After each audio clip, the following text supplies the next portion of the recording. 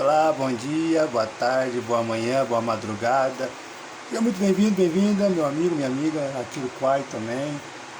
Para você que não me conhece, meu nome é Eduardo, Edu Espiritualista. Bora para mais uma leitura diária, o nosso desafio do ano de 2026, porque a cada ano, e isso vale para todo mundo, é ideal quando nós nos propomos, nós temos propósitos, né? A cada ano, lá em dezembro, a gente que eu digo, qualquer pessoa deveria fazer isso. Pegar qual é o desafio que eu me proponho a fazer no ano vindouro? No nosso caso, né, no mundo inteiro, 2026. Então, em 2025, dezembro, fizemos isso. Qual o desafio que eu me proponho a 2026? No caso, escolhi ler o Novo Testamento em grupo, online, em rede social, aberto ao público. Mas a proposta de Deus, de Jesus, dos amigos, para que todas as pessoas, os homens, as mulheres de bem, de todas as etnias, socioeconômicas, raciais, culturais, que chegasse dezembro e além das festas comuns, fizesse o mesmo, um propósito, uma resolução. Qual o desafio que eu me proponho para 2026? Ainda dá tempo, gente. Ainda estamos em janeiro, última semana, mas ainda estamos em janeiro. Qual é o propósito? O que eu me proponho desafiar? Aí você escolhe. Uns vão querer academia, né? Fazer um regime, ficar mais bonita, mais bonito, né? Trocar trocar as roupas do guarda-roupa, né? Trocar o visual, fazer uma nova mudança. Ou ampliar a profissão, melhorar alguma coisa. Por quê? Porque nós, seres humanos, nós temos que ser movidos por um sonho, por um ideal. Termos um planejamento. Quando nós temos um planejamento do que nós queremos para aquele ano vindouro, que no nosso caso é o 2026, no momento que estamos gravando esse vídeo, mas pode ser daqui o ano que vem, 2027, 2028, 2029, 30. Nós seguimos um roteiro. Lógico, não é 100% mais. A gente se desvia um pouco, mas depois a gente volta para o roteiro. Não, eu planejei isso e vamos. Por quê? Porque quando a gente não tem o foco, a gente sabe, planejou, não, eu vou me especializar na minha profissão, eu vou fazer cursos, eu vou ser, não por orgulho, não por vaidade, mas numa classificação, eu vou ser o melhor naquilo que eu me propor a fazer. E para isso temos que manter o foco, disciplina.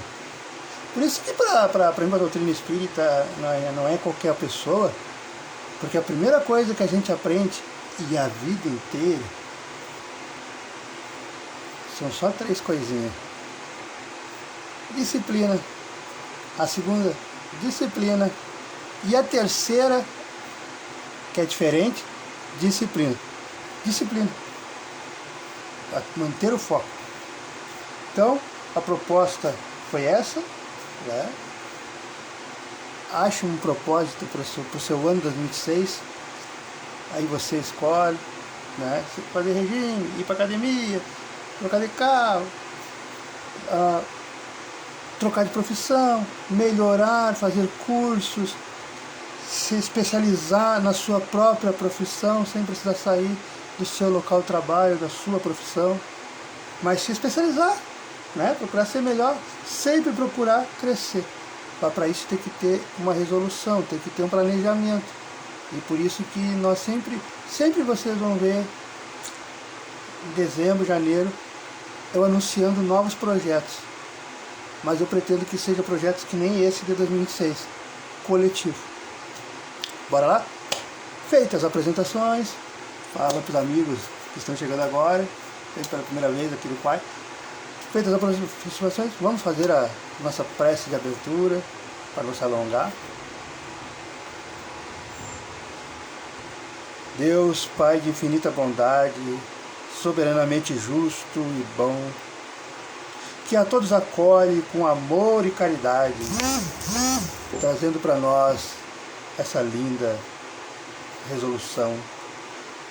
Pai, Jesus, abençoe a nossa tarde, envie para nossos lares, envie para nossa casa, nossos mentores, nossos anjos da guarda de luz, para nos inspirar, nos intuir para uma leitura saudável, para um aprimoramento moral, espiritual, fortalecendo a fé em Ti, ó Jesus, ó Deus, ó Pai.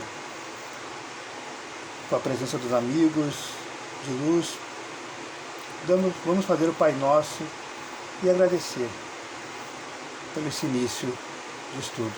Pai nosso que estás no céu, santificado é o teu nome, venha a nós o vosso reino, seja feita a vossa vontade, assim na terra como no céu. O pão nosso de cada dia nos dai hoje, perdoai as nossas ofensas, assim como nós perdoamos a quem nos tem ofendido. E não nos deixeis cair em tentação, mas livrai-nos sempre de todo o mal. Que assim seja e assim será. Com a prece, damos por aberto nossa leitura saudável de hoje. Muito bem-vindos. Bora lá, não se alongando muito. As horas passam depressa, né?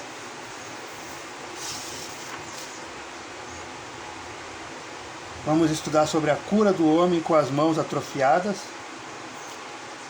e o servo do Senhor, porque a proposta é uma página por dia.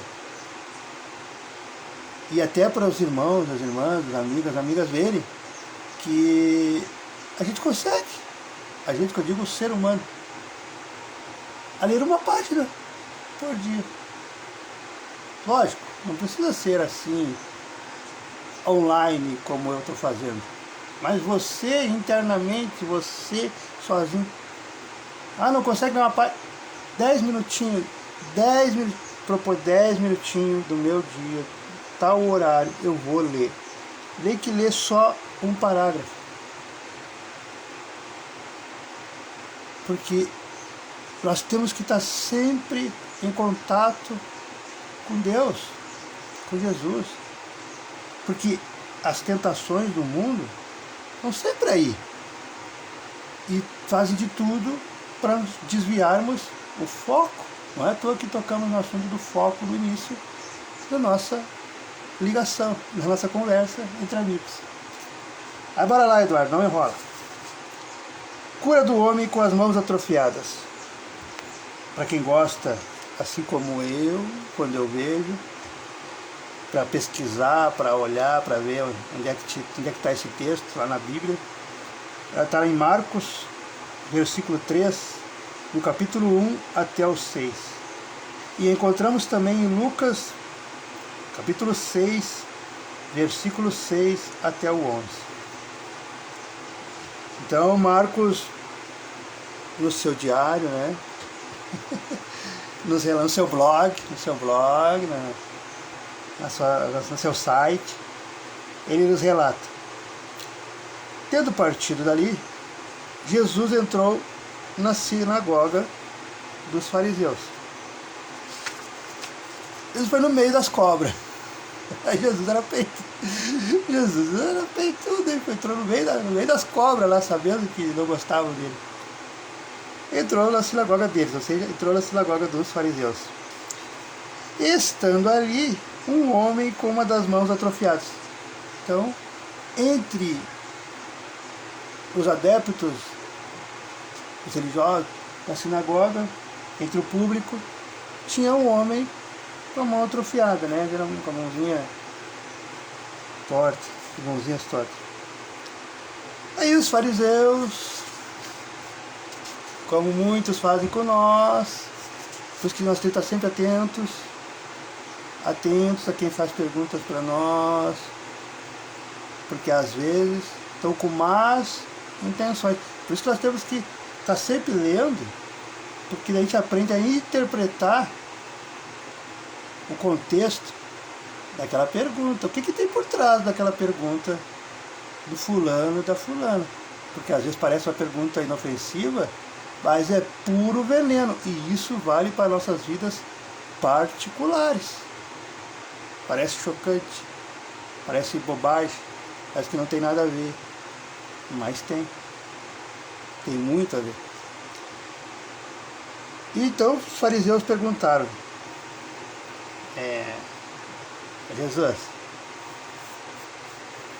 é permitido curar no sábado, se fazendo de sonsos, né? Porque a lei vigente era bem clara. Quem nascia lá, naquela época, naquela região, assim como a gente aprende as primeiras, o que é certo, o que é errado, as regras da casa, da nossa família, assim que aprendemos a falar, né? Era aprendido também, ó, sábado não pode nada, sábado não pode nada, não pode nem comer, tem que ficar em jejum, tem que ficar, se possível, só sentado, porque não pode fazer nada. Porque tudo é trabalho, né? Tudo precisa de energia.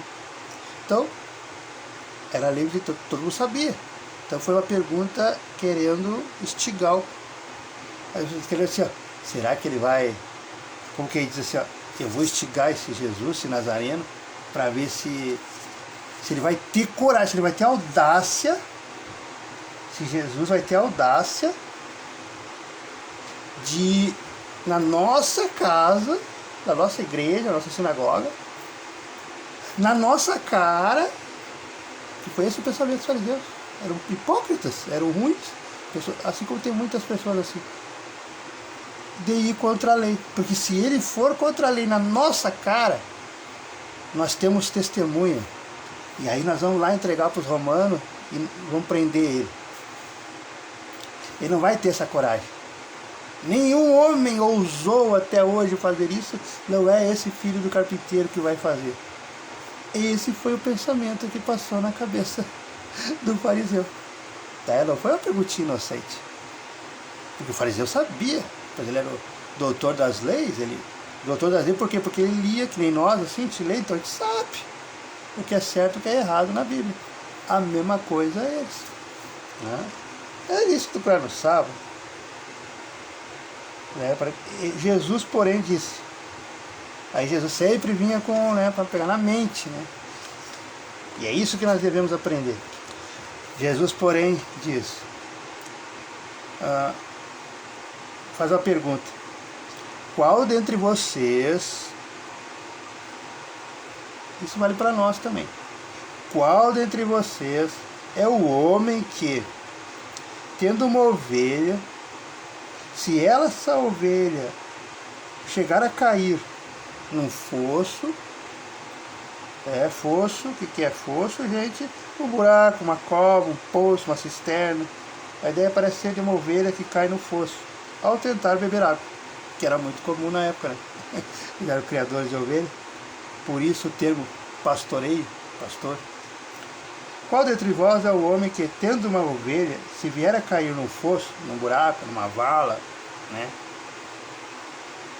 num sábado,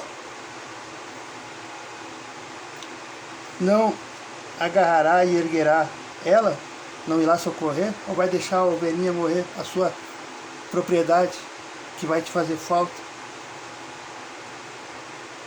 Não, né? Ninguém faz isso. Ora, Jesus continua, ora, quanto mais vale um homem do que uma ovelha. Ou seja, será que um homem, um ser humano, porque Jesus quando falava homem, e nós falamos homens, a gente está jurando tudo, né? Homem, mulher, criança, homem, mulher, mulher, tudo. O ser humano, o vivente, o ser vivo. Qual o homem, quanto mais vale um homem do que uma ovelha? Será que um homem, um ser humano, não vale mais do que uma ovelha? Portanto, Jesus diz, coragem, né? Poucos de nós temos essa coragem de sermos íntegros aquilo que nós acreditamos, aquilo que nós confiamos. poucas pessoas têm essa integridade de ser aquilo que realmente confia e acredita. E Jesus foi íntegro, fiel aos seus princípios, o que nós deveríamos ser como cristãos, né?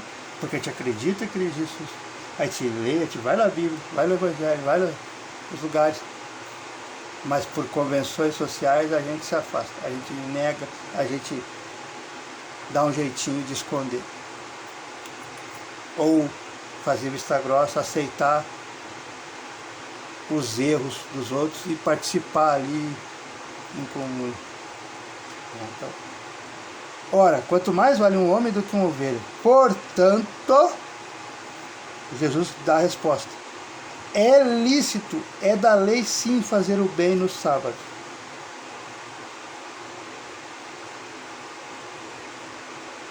Então, Jesus dá essa resposta. Sim. E eu estou dizendo que pode sim fazer o bem no sábado. E virou as costas e foi atender o atrofiado, o doente, né? O que está com a mãozinha atrofiada. Então diz ao homem, estende a mão. E o doente, com a mão atrofiada, estendeu. E a mão foi restaurada, ficando sã, ficando saudável, como a outra. Após Jesus, os discípulos, seus seguidores, as pessoas que sabiam que eram fãs de Jesus, que ficou só os fariseus e os seus, né? Os fariseus formaram um conselho contra ele, contra Jesus, a fim de matá-lo. É onde começam as intrigas, né? Para comunhar lá em Judas entregando o homem. Então formaram um conselho entre a fim de matá-lo. Tudo porque Jesus queria trazer a verdade. O ser humano não aceita quando a verdade vem na cara, quando aparece algo diferente, uma ideia diferente, uma nova visão. Aí isso é do ser humano, né? O ser humano é assim, infelizmente. Estão errados, estão, mas só assim, né? É o instinto que faz, instinto de conservadorismo, não aceitar o contraditório, o novo, a modernidade. Então a primeira reação é atacar, é prender, é torturar, é matar, é que nem que tentaram fazer com Jesus aqui, né? Tomaram conselho, foi a fim de matá-lo. Aí, o servo do Senhor, o nosso segundo assunto. Jesus, sabendo disso, Jesus sempre sabia, né? Que a gente consegue, qualquer pessoa, basta analisar o ser humano. Qualquer pessoa consegue antever o que a pessoa está pensando, o que a pessoa quer fazer contra você. As pessoas dão sinais, gente.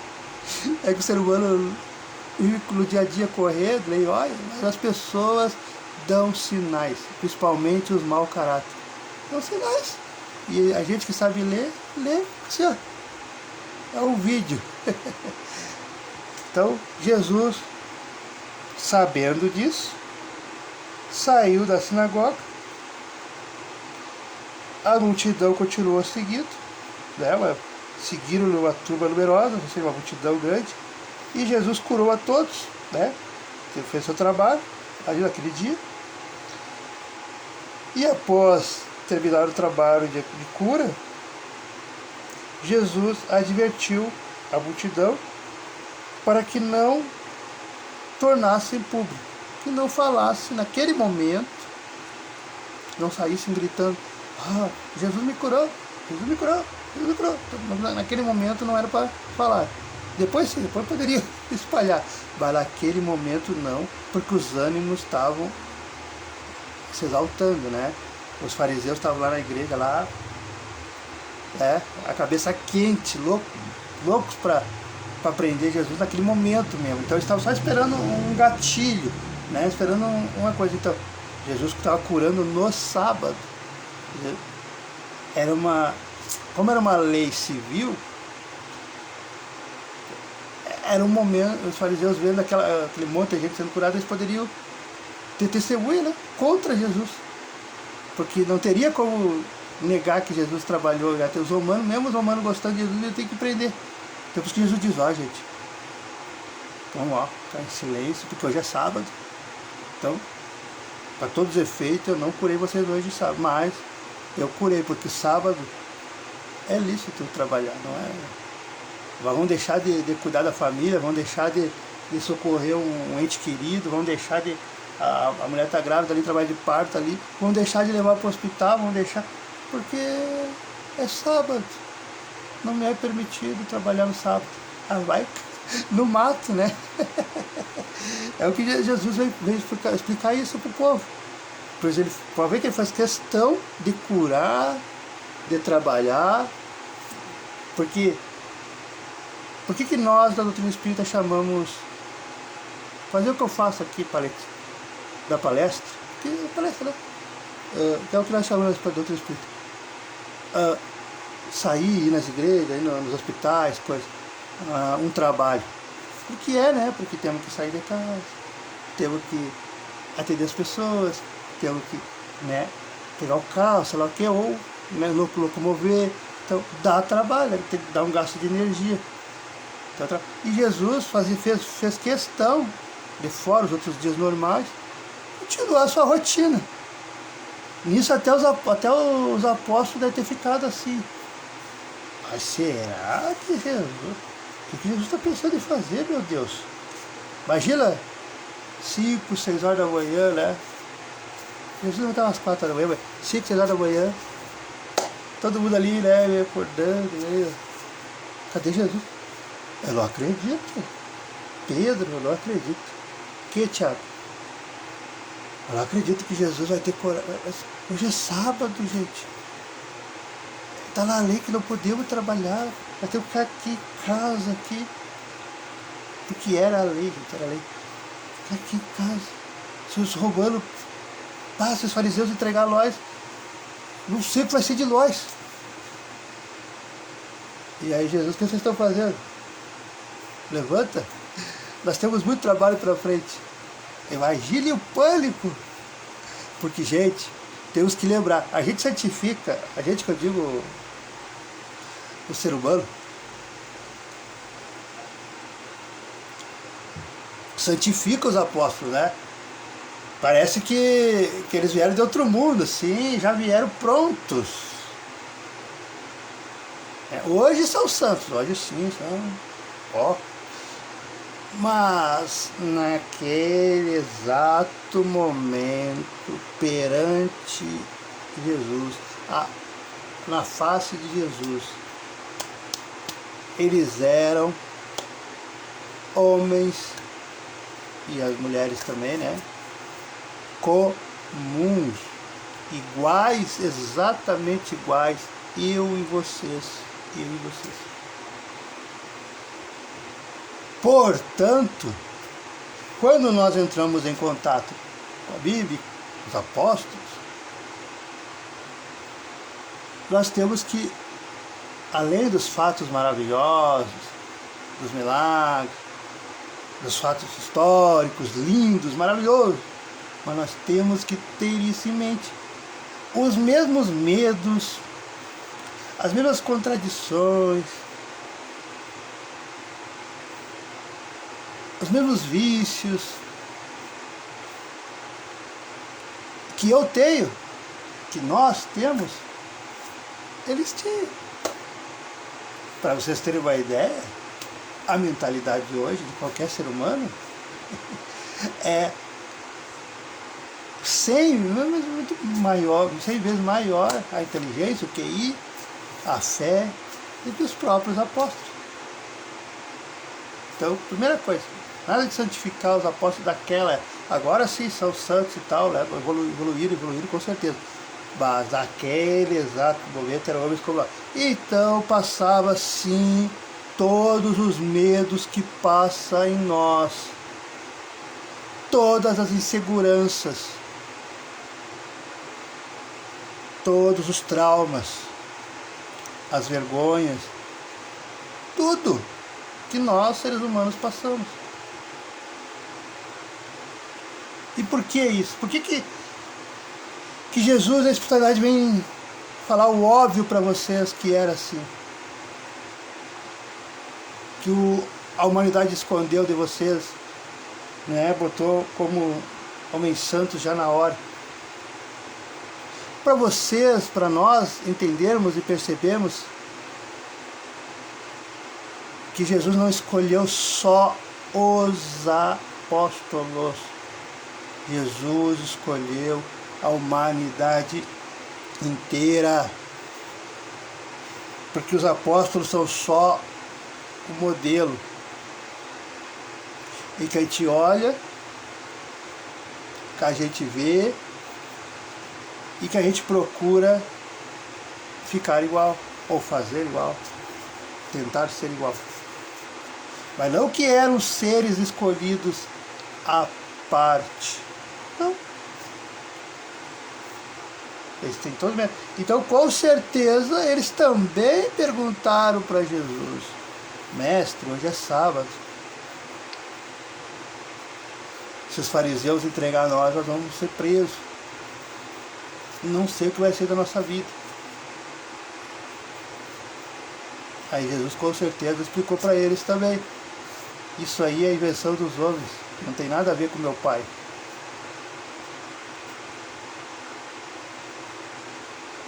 Que descanso, sim, mas o que está acontecendo,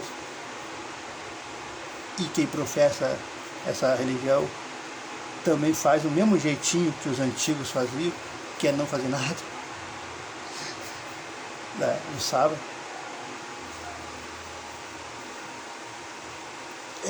Além do descanso merecido que devemos ter um descanso merecido, né?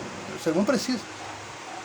Mas o erro que Jesus quis corrigir e está tentando corrigir até hoje é que se quer respeitar um dia, depois, sim, né? É do ser humano.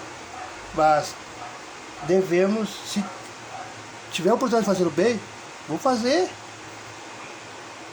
Porque naquela época deixavam de fazer o bem, porque era proibido. Se chegasse uma pessoa doente, com dor, liguei a dar remédio, liguei a fazer nada, liguei a cuidar, Não, porque hoje é sábado. Eu até quero cuidar de você, eu até quero botar aqui, tirar tua febre e tal, mas hoje é sábado. É isso que Jesus veio mostrar para as pessoas. Naquela época, né, para sempre. Para fazer o bem, não é proibido. Como Jesus diz, é lícito sim fazer o bem. Não importa o dia, não importa a hora, pode ser de madrugada, pode ser da tarde, pode ser de manhã. Não importa. Então, é lícito curar no sábado, não é lícito trabalhar no sábado, é lícito fazer o bem no sábado. É isso que Jesus quis dizer.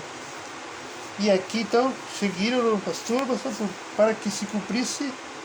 Jesus advertiu para que não tornasse público, para que se cumprisse o que foi dito através do profeta Isaías. O que Isaías falou?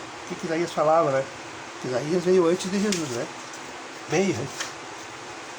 Os profetas vinham anunciando. E por que Jesus... Bom, primeiro vamos ver porque Isaías falou.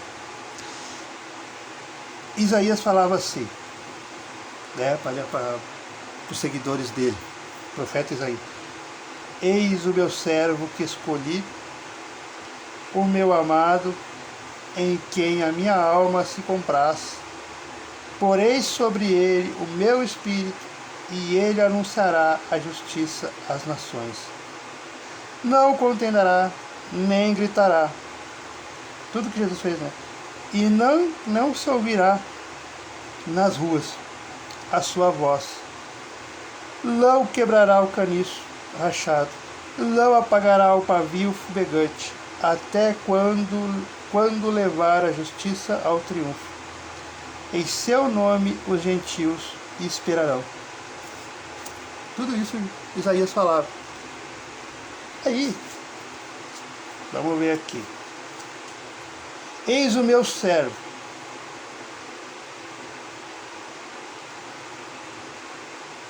Menino, filho, né?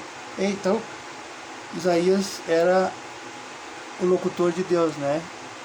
Então, Deus falava ele. Então é como se Deus estivesse falando: eis o meu filho que escolhi, né? Ou eis o meu servo, eis o meu filho que escolhi. O meu amado, em quem a minha alma se compraz. Que é a quarta. Ter prazer, alegria, provar, anuir, né? Um pai feliz, o pai orgulhoso do filho, da filha, como todo pai é, né?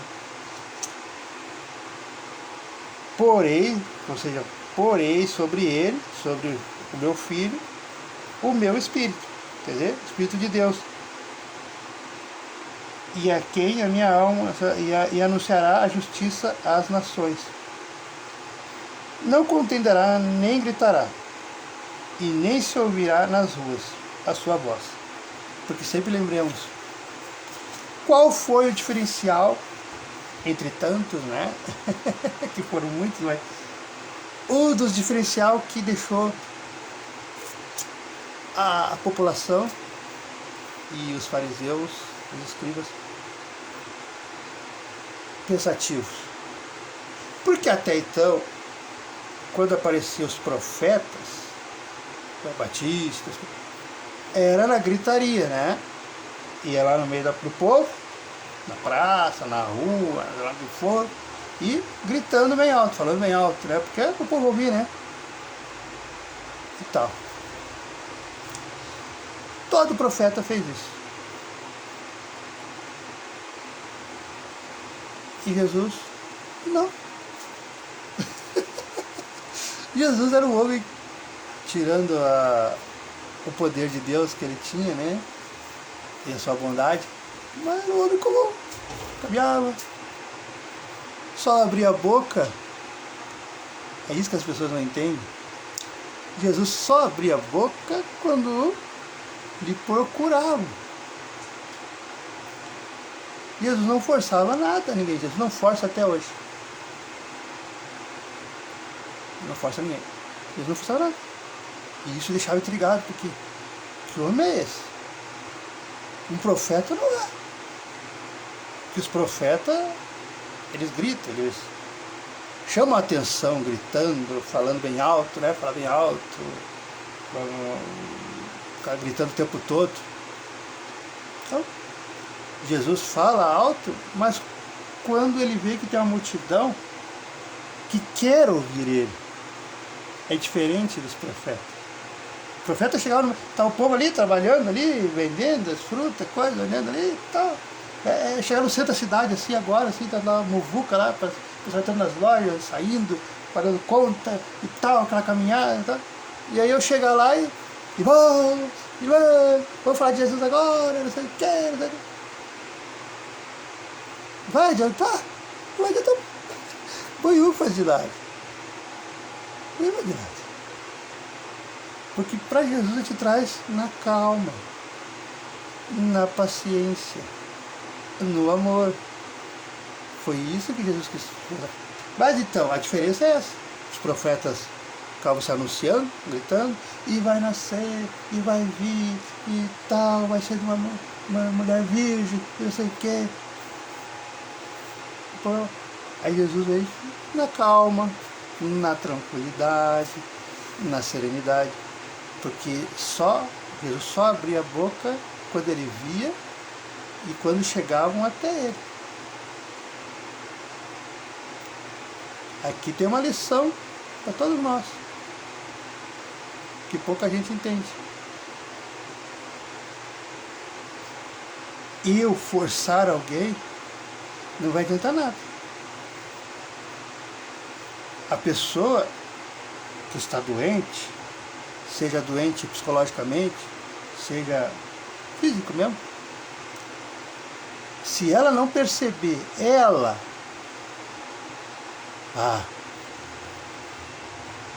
Esse alcoolismo está acabando com a minha vida. Esse estilo de vida não está dando certo. Eu quero mudar. Eu quero mudar, eu quero ser uma pessoa honesta. Eu quero ser uma pessoa de bem, eu quero ser uma pessoa que as pessoas me admiram. Eu não quero forçar ninguém a nada, eu não quero ser falso com as pessoas. Aí já dá um sinal que, opa, precisa de ajuda. Aí eu vou em busca de ajuda, eu vou na igreja, vou no centro, vou falar com alguém que é religioso e tal. Aí eu me dou permissão para ser curado, para ser atendido, para ser acolhido. Porque se nós entramos numa loja lá e, irmão, eu preciso orar por você. Deus mandou orar por você. Não vai entrar, não vai, a oração não vai entrar na pessoa. A pessoa tem que se permitir. Agora se você fala, olha, Deus está pedindo para orar por você, e a pessoa, eu aceito, Senhor, eu aceito. Então a pessoa se permitiu. A pessoa se permitir, aí ela recebe as bênçãos. Essa é a pequena diferença. E é isso que dá orgulho para Deus, porque Jesus chegou na calma, no amor, na tranquilidade, que é o que nós cristãos devemos fazer. A maior pregação, a maior catequização, sei lá o que, é o nosso exemplo. É nós estarmos bem, é nós estarmos felizes, é nós estarmos integrados com o todo. Quando eu digo com o todo, é com a fé, com Deus e com a sua integridade moral, intelectual e até material mesmo. Mas integridade moral, não se entregando, não se vendendo para bobagem nenhuma, porque as bobagens do mundo só te atrasam, só te distraem do teu verdadeiro eu, do que você é capaz, porque todos são capazes de muito mais do que fazem e não sabem, porque ficam perdidos, distraídos, melhor dizendo, com a superficialidade do mundo. Entram em contato com pessoas que só atrasam sua vida com as energias nebulosas, energias que chega a doer a tua vista, porque é triste ver as pessoas ali se afundando, as pessoas que têm o potencial de um crescimento enorme, mas por viver na superficialidade, na falsidade, estão com a vida estagnada, sendo que podiam estar lá em cima, por uma simples decisão de vivenciar verdadeiramente Jesus. Isso é que dói na gente que é cristão e ver essas coisas. Eu fico imaginando como Jesus sofreu mesmo. Porque o maior sofrimento de Jesus não foi a cruz. Hoje eu sei, nós sabemos. O maior sofrimento de Jesus foi ver o quão afundado na vida material os seus irmãos estão, suas irmãs, já naquela época. E ainda continuamos. Então, e por que, como nós já lemos aqui, então, e por que Jesus vira e mexe fazia tudo o que os profetas tinham anunciado séculos antes? E Jesus podia ter vivido normal, curando as pessoas, mas normal. Só que daí, se Jesus tivesse vivido normal igual a nós, e não seguido o script que os profetas anunciavam, você vai reconhecer o Messias, o Filho de Deus, se ele fizer isso, ele vai fazer isso, ele vai curar tantas pessoas. As pessoas não saberiam, porque aquela época, as pessoas precisavam de provas físicas, né?